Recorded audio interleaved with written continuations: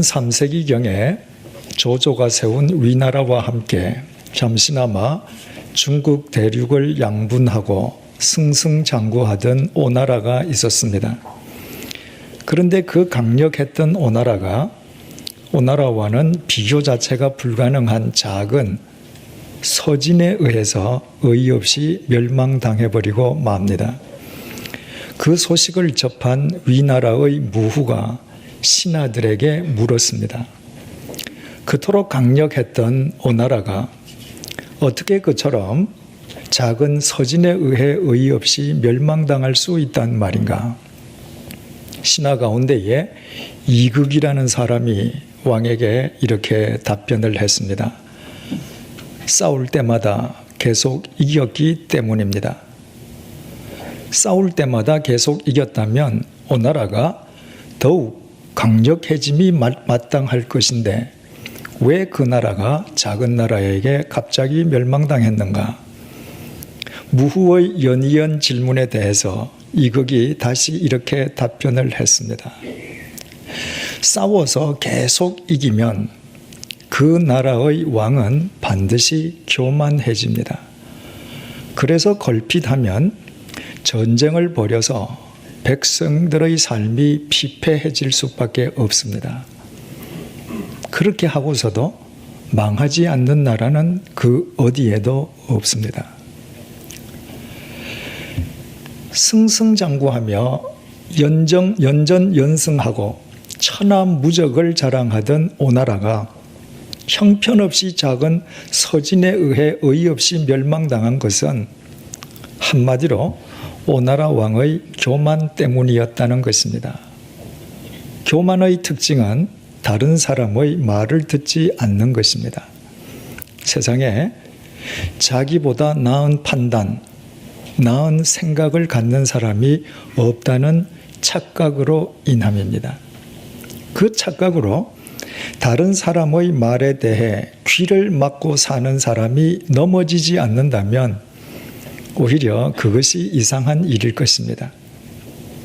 천하무적을 자랑하던 오나라 왕 주위에 불필요한 전쟁을 삼갈 것을 진언하는 충신들이 왜 없었겠습니까?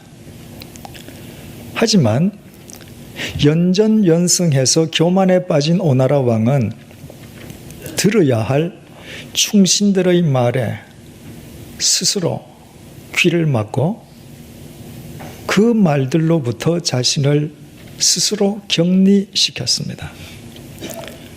그 교만한 오나라 왕으로 인해서 그가 그 나라와 함께 멸망당한 것은 당연한 결과였습니다. 사람이 교만해도, 다시 말해서 사람이 마땅히 들어야 할 사람의 바른 말을 듣지 아니해도 그 삶이 넘어질 수밖에 없다면 하물며 인간이 하나님 앞에서 교만하고서야 어떻게 넘어지지 않을 수 있겠습니까? 인간이 하나님 앞에서 교만하다는 것은 하나님의 말씀을 필요로 하지 않는 것을 뜻합니다. 피조물에 불과한 인간이 창조주의 말씀을 외면하고서야 어떻게 그 교만한 인간의 삶이 단 한순간인들 제대로 설 수 있겠습니까? 우리는 여기에서 하나님께서 왜 겸손한 사람을 사랑하는지 그 까닭을 알게 됩니다. 오직 겸손한 사람만 마땅히 들어야 할 하나님의 말씀에 귀 기울일 줄 아는 귀를 지니고 있기 때문입니다. 사람이 아무 말에나 귀를 기울이는 것, 이를테면 거짓이나 불의한 소리에까지 귀를 기울이는 것은 무지에 지나지 않습니다.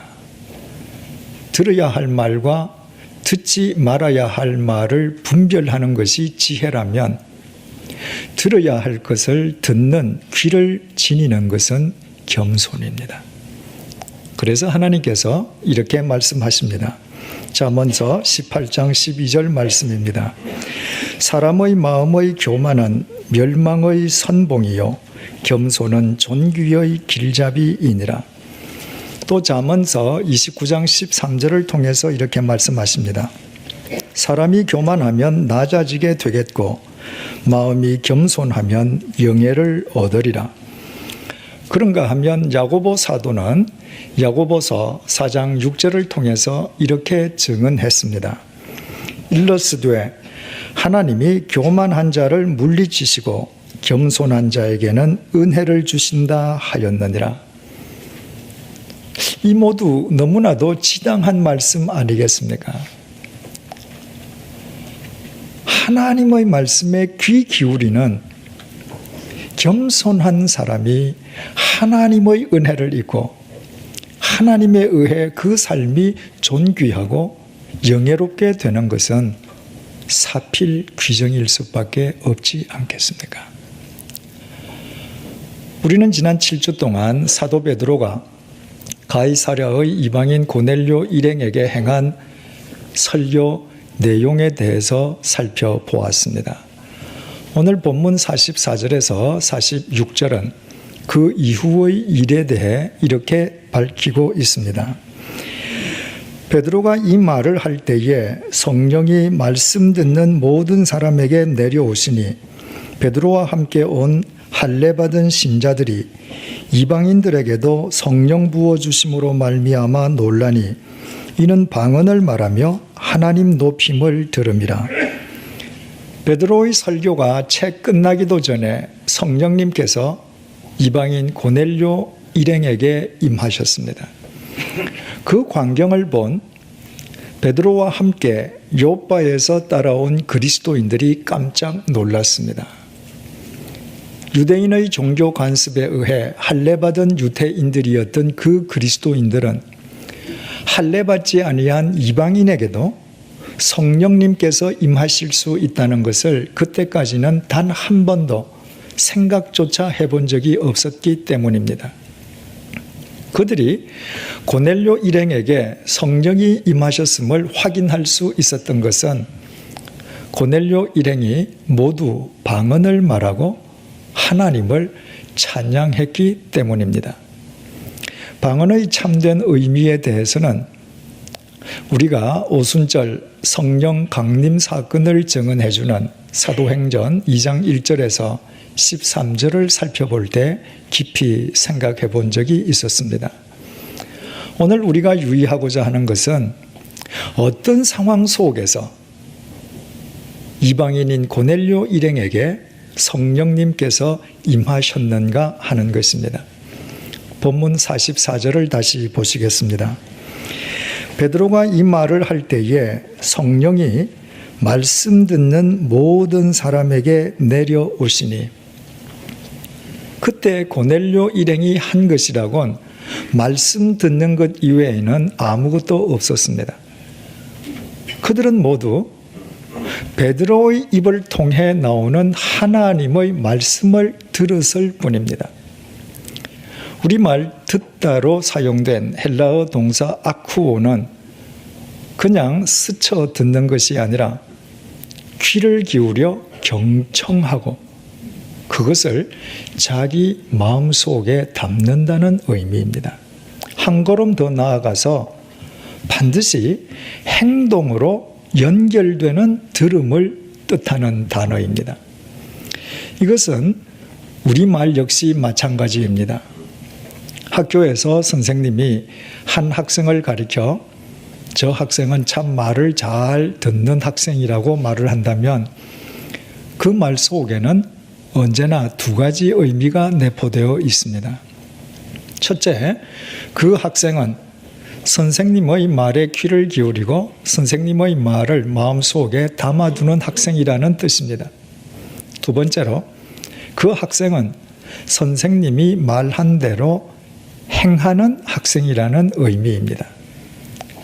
우리가 아무리 말을 해도 말한 대로 행동하지 않는 사람을 가리켜서 저 사람은 말을 듣지 않는 사람이라고 말을 하는 이유 역시 똑같습니다. 고넬료 일행은 베드로의 입을 통해 발해지는 하나님의 말씀을 경청했습니다. 단순히 호기심에 의해서거나 그저 듣기 위해서 들은 것이 아니었습니다. 그 하나님의 말씀 속에서 자신들이 그동안 무엇을 알지 못하고 있었고 앞으로 어떻게 살아야 할 것인지를 깨닫고 알고 배우고 실천하기 위해 그 말씀에 귀를 기울이고 그 말씀을 가슴 속에 담았습니다. 한마디로 표현해서 고넬료 일행은 전혀 교만한 사람들이 아니었습니다. 그들은 더없이 겸손한 사람들이었습니다. 그들은 하나님의 말씀에 귀를 기울이고 그 말씀을 자기 심령 속에 담는 낮고 낮은 겸손한 마음의 소유자들이었습니다. 바로 그들에게 성령님께서 임하신 것은 조금도 이상한 일이 아니었습니다. 성령님께서는 언제나 하나님의 말씀을 경청하고 그 말씀을 마음속에 담는 사람들의 그 심령 속에 임하시고 그 심령 속에 내주하시기 때문입니다. 베드로가 고넬료 일행에게 행하였던 설교의 내용은 이러했습니다. 복음은 화평의 복음이요 화평의 복음은 갈릴리에서부터 시작되었으며 복음의 주체이신 나사렛 예수님께서는 성령과 능력을 기름 붓듯 해주시는 하나님의 은총 속에서 시혜자와 치유자의 삶을 사실 수 있었고 유대인들은 나사렛 예수님을 십자가에 못 박아 죽였지만 하나님께서는 사흘째 되는 날 죽음 한가운데에서 나사렛 예수님을 살리셨고 베드로 자신이 주님을 알기도 전에 하나님께서 자신을 주님의 증인으로 미리 지목하여 선택하셨고 나사렛 예수님께서는 하나님께서 인간을 심판하기 위해 세우신 재판장이신 동시에 인간에게 죄 사함을 주시는 구원자라는 것이었습니다. 이와 같은 베드로의 설교 내용 가운데에 오늘 우리는 본문과 관련해서 세 번째 내용을 주목하게 됩니다. 이를테면 나사렛 예수님께서는 성령과 능력을 기름 붓듯 해주시는 하나님의 은혜 속에서 모든 사람에게 은혜를 베푸는 시혜자의 삶과 마귀에게 억눌린 모든 사람을 고쳐주시는 치유자의 삶을 사실 수 있었다는 것입니다. 그리스도인은 예수 그리스도를 쫓아서 사는 사람을 일컫습니다. 다시 말씀드리면 그리스도인은 예수 그리스도를 본받아 사는 사람입니다. 그러나 많은 그리스도인들이 그리스도인이라고 스스로 생각하고 다른 사람으로부터 그리스도인이라 불리고 있음에도 불구하고 예수 그리스도를 본받아 사는 것 자체를 힘겹게 여깁니다. 또 예수 그리스도를 본받아 사는 것은 아예 불가능하다고 단정해버리는 그리스도인들도 적지 않습니다. 만약 그것이 불가능하기만 하다면 예수님께서 우리를 향해서 당신을 본받아 살라고 말씀하실 까닭이 없습니다.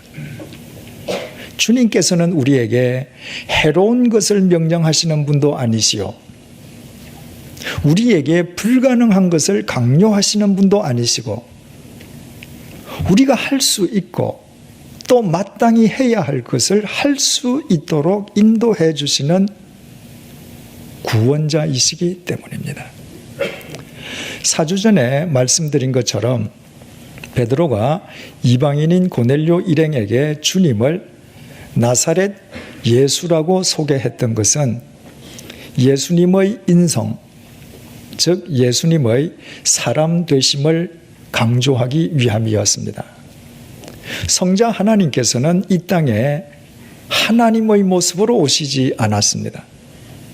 그분은 사람의 모습으로 이 땅에 오셔서 갈릴리 나사렛에서 나사렛 사람으로 사셨습니다. 다른 사람들처럼 하루 3끼를 드시고 밤이 되면 주무셨습니다. 기쁠 때는 함께 웃으시고 슬플 때는 눈물마저 흘리신 여느 사람과 다를 바가 전혀 없는 삶을 사셨습니다. 그런데 그 나사렛 사람이었던 예수님께서 시혜자와 치유자의 삶을 사셨던 것은 하나님께서 나사렛 예수님에게 성령을 기름 붓듯 해 주셨기 때문이었습니다. 우리는 여기에서 오늘 본문과 관련하여 중요한 사실을 깨닫게 됩니다. 나사렛 사람이었던 예수님께서 성경이 우리에게 증언해 주고 있는 바와 같은 경이로운 삶을 사실 수 있었던 것이 하나님께서 그분에게 성령을 기름 붓듯 해 주신 결과라면 우리 역시도 성령님의 도우심 속에서는 그 예수 그리스도를 본받아 사는 진정한 그리스도인이 될 수 있다는 것입니다. 우리 자신의 능력만으로는 결코 불가능합니다. 그러나 나사렛 사람 예수님을 우리가 아는 주님 되게 해주신 바로 그 성령님의 능력과 도우심과 인도하심 속에서는 우리 역시도 얼마든지 주님을 본받아 사는 진정한 그리스도인이 될 수 있습니다. 오늘 본문이 하나님의 말씀에 귀를 기울이고 그 말씀을 마음속에 담는 이방인 고넬료 일행에게 성령님께서 강림하셨다는 사실을 강조하고 있다는 것은 이 이후에 그들이 성령님의 인도하심 속에서 주님을 본받아 사는 그리스도인들이 되었기 때문임은 두말할 나위가 없습니다. 따라서 우리 역시 하나님의 말씀에 귀를 기울이고 그 말씀을 우리의 마음속에 담고 살아가면 2000년 전 고넬료 일행에게 임하셨던 그 주님께서 바로 우리 마음속에 주인이 되셔서 우리가 그리스도인으로 살아갈 수 있도록 우리를 도우시고 우리를 바로 세워 주시는 것입니다.